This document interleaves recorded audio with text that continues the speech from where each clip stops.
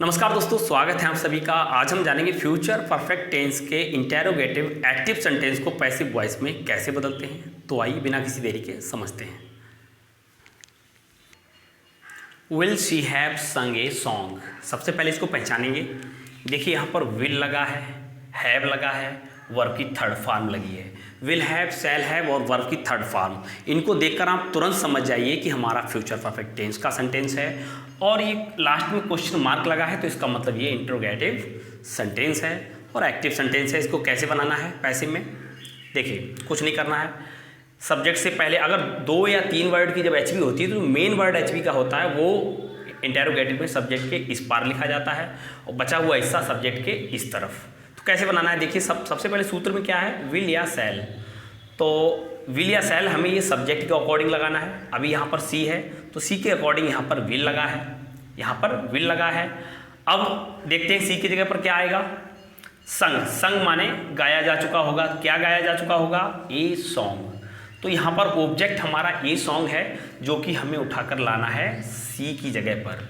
सी के हिसाब से विल लगा था, ए सॉन्ग के हिसाब से भी विल ही लगेगा, क्योंकि शैल जो हमारा होता है वो आई और वी के साथ लगता है, ना कि अदर किसी सब्जेक्ट के साथ। यहाँ पर ना तो आई है और ना ही वी है। सब्जेक्ट हमारा सॉन्ग है तो उसी के हिसाब से हमारी एचवी लग जाएगी विल।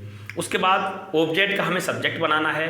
तो ऑब्जेक्ट हमारा यहाँ पर ए सॉन्ग है तो ए सॉन्ग को ले आएंगे हम सी की जगह पर, ठीक है। उसके बाद एचवी का बचा हुआ हिस्सा है बीन, क्योंकि हमारी पूरी एचवी will have been, shall have been. Shall have been हमें लगाना है सिर्फ आई और वी के साथ, और विल हैव बीन लगाना है अदर दूसरे सब्जेक्ट जो आई और वी को छोड़कर उनके साथ। तो यहाँ पर आ सॉन्ग हमारा सब्जेक्ट हो गया तो उसी के हिसाब से हमने विल लगाई है। विल के बाद जो एचवी का बचा हुआ हिस्सा था वो हमने सब्जेक्ट के इस तरफ रख दिया। उसके बाद वर्ब की थर्ड फॉर्म, तो वर्ब हमारी यहाँ पर है संग। संग ये भी थर्ड फॉर्म है तो यही रहेगी संग। उसके बाद वाई लगा देना है और सबसे लास्ट में सब्जेक्ट का ऑब्जेक्ट बना देना है। सब्जेक्ट हमारा यहाँ पर सी है जो कि उठकर चला जाएगा आ सॉन्ग की जगह पर और चेंज हो जाएगा किसमें, सब्जेक्ट सी को जब सब्जेक्ट से हम ऑब्जेक्ट में ले जाते हैं तो वो हर में चेंज हो जाता है। आपके सामने टेबल मैंने वहाँ पर लिख दी है। और सबसे लास्ट में क्वेश्चन मार्क। हमारा पैसिव बन गया, will a song have been sung by her. कितना इजी है, बस इस सूत्र को फॉलो करते चले जाइए, सेंटेंस अपने आप बन जाएगा। कुछ नहीं ज़्यादा करना है। जो एक्टिव सेंटेंस का ऑब्जेक्ट है उसको सब्जेक्ट बना देना है और जो सब्जेक्ट है उसको ऑब्जेक्ट बना देना है। एचवी विल है वो जो शैल है उसी के साथ में बीन बढ़ जाएगा। बाकी कुछ और ज़्यादा कुछ नहीं करना है। 3 शब्द हो गए एचवी में, तो मेन शब्द सब्जेक्ट के इस तरफ और बचा हुआ आधी एचवी इस तरफ, बाकी सब वही है। इसके WH टाइप को समझते हैं। Why will they have beaten me? सबसे पहले इसको हम पहचानेंगे। देखिए विल लगा है, हैव लगा है, वर्ब की थर्ड फॉर्म। मैं इसकी पहचान बहुत बार आपको बता चुका हूँ, विल हैव, शैल हैव और वर्ब की थर्ड फॉर्म। तो आप तुरंत समझ जाइए कि हमारा फ्यूचर परफेक्ट टेंस का वाक्य है और एक्टिव सेंटेंस है।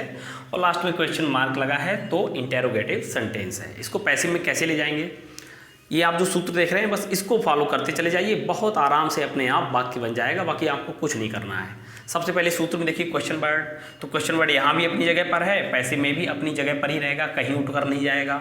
उसके बाद एचवी विल या शैल। अभी यहाँ पर दे के हिसाब से विल लगा है।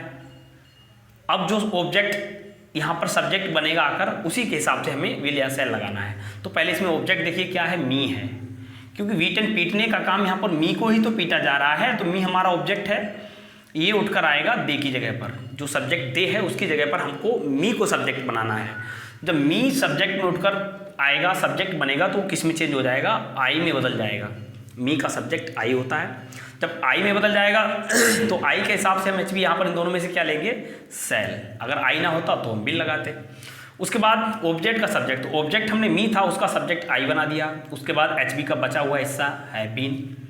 3 वर्ड की एचवी है तो मेन जो वर्ड है विल शैल वो उठकर इधर आएगा सब्जेक्ट के, बचा हुआ हिस्सा सब्जेक्ट के इस तरफ। उसके बाद वर्ब की थर्ड फॉर्म, तो बीटेन यहाँ पर वर्ब की थर्ड फॉर्म है तो बीटेन की वर्ब की थर्ड फॉर्म बीटेन ही रहेगी। उसके बाद बाय लगा देना है और बाय लगाकर सब्जेक्ट का ऑब्जेक्ट बना देना है।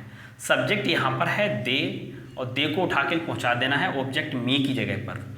दे जब ऑब्जेक्ट केस में जाएगा तो किस में बदल जाएगा, दै में बदल जाएगा। और लास्ट में क्वेश्चन मार्क। हमारा वाक्य रेडी है, why shall I have been beaten by them. कितना ईजी है, कुछ इसमें कुछ ज़्यादा एफर्ट आपको लगाने की ज़रूरत नहीं है, बस सूत्र को फॉलो करते चले जाइए, वाक्य अपने आप बदल जाएगा। हमें किसी प्रकार के ऑर्डर में छेड़छाड़ नहीं करनी है, बस जो ऑब्जेक्ट था उसको हमने सब्जेक्ट बना दिया और जो सब्जेक्ट था उसको ऑब्जेक्ट बना दिया, उसी के हिसाब से यहाँ पर एच बी चेंज हुई है।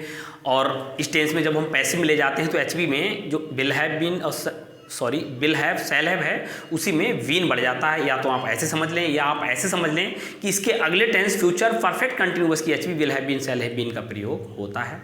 बाकी ज़्यादा आपको कुछ नहीं करना है इसमें। आई होप आपको समझ में आ गया होगा।